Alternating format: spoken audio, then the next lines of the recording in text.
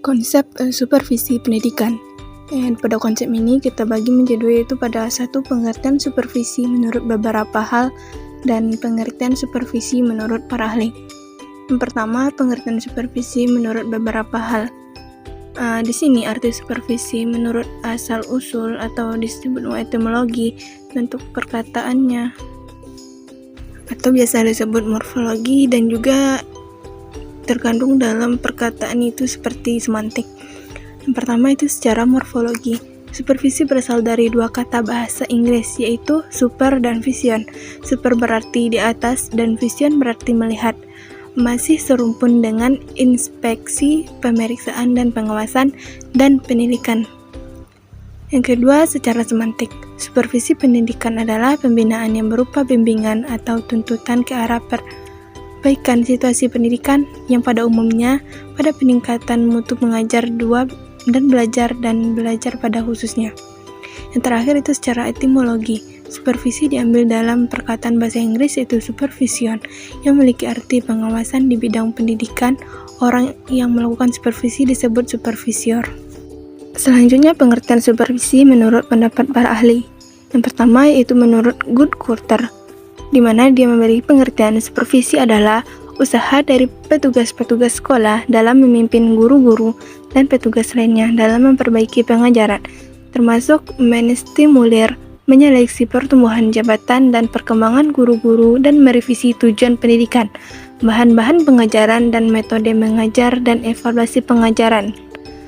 Yang kedua itu menurut William Madja pada tahun 2007, di mana dia mengatakan bahwa supervisi diartikan sebagai kegiatan supervisor atau jabatan resmi yang dilakukan untuk perbaikan proses belajar mengajar atau PPM.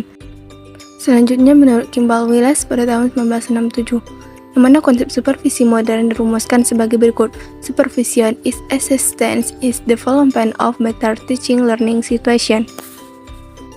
Yang itu berarti Kimball Willis beranggapan bahwa faktor manusia yang memiliki kecakapan atau skill sangat penting untuk menciptakan suasana belajar mengajar yang lebih baik. Menurut Manuluk, supervisi merupakan suatu proses untuk menerapkan pekerjaan apa yang sudah dilaksanakan, menilainya, dan bila perlu mengoreksi dengan maksud supaya pelaksanaan pekerjaan sesuai dengan rencana semula.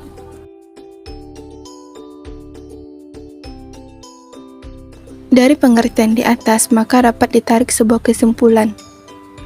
Supervisi pendidikan adalah usaha dari petugas-petugas sekolah untuk menstimulir, mengkoordinir, dan membimbing secara kontinu pertumbuhan guru-guru di sekolah, baik secara individu maupun secara kolektif, supaya pelaksanaan pekerjaan dalam dunia pendidikan sesuai dengan rencana semula.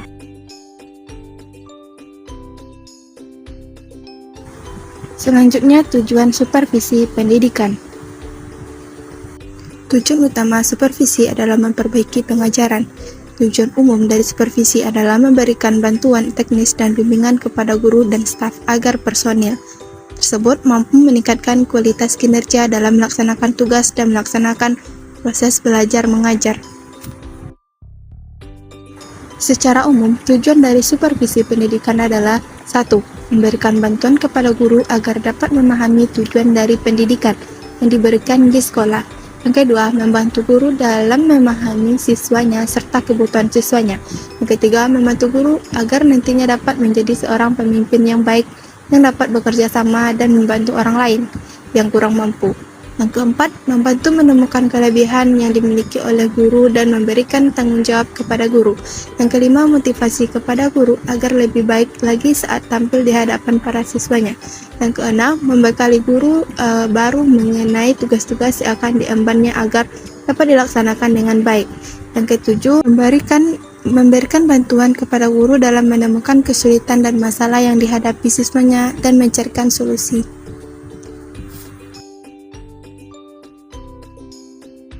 Selanjutnya yaitu teknik supervisi pendidikan, yang dimana teknik supervisi pendidikan ini memiliki cabang, yaitu yang pertama teknik individu. Apa sih teknik individu itu? Teknik individu adalah teknik pelaksanaan supervisi yang digunakan supervisor kepada pribadi guru untuk meningkatkan kualitas pengerjaan di sekolah. yang dimana teknik individu ini terbagi menjadi yang pertama teknik kunjungan kelas, teknik observasi kelas, teknik percakapan pribadi, intervensi mengunjungi sekolah lain, teknik pelaksanaan, dan teknik menilai diri sendiri.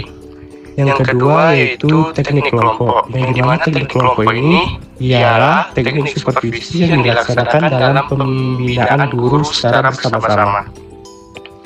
Di mana teknik supervisi ini bersifat kelompok antara lain, yang pertama pertemuan orientasi, yang kedua rapat guru, yang ketiga studi kelompok, yang keempat diskusi, yang kelima workshop, dan yang terakhir yaitu tukar-menukar.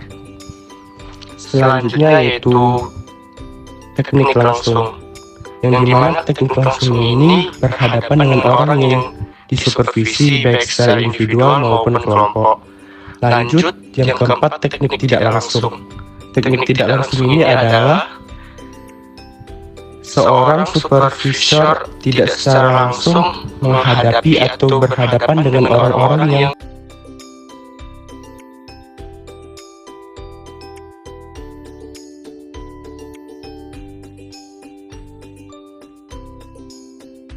lanjut ke prinsip supervisi pendidikan, yang dimana secara sederhana prinsip supervisi pendidikan terbagi menjadi 6 bagian, yaitu prinsip ilmiah, demokratif, komparatif atau prinsip kerjasama, yang keempat konstruktif dan kreatif, yang kelima prinsip fundamental, dan yang terakhir prinsip praktis.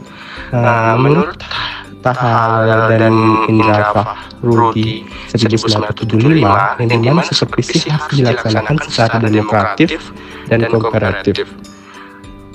Yang kedua, supervisi harus kreatif dan konstruktif. Yang ketiga, supervisi harus selektif dan efektif. Supervisi harus dapat memberikan perasaan aman pada guru, dan supervisi harus berdasarkan kenyataan. Supervisi harus memberikan kesempatan kepada supervisor dan guru-guru untuk menghadapi self-evaluation. Lanjut, yang terakhir yaitu materi tentang pentingnya supervisi pendidikan, yang dimana supervisi pendidikan berperan untuk mengawasi kegiatan jalannya pendidikan dan memperbaiki kekurangan dan kesalahan dalam proses pendidikan untuk meningkatkan mutu pendidikan.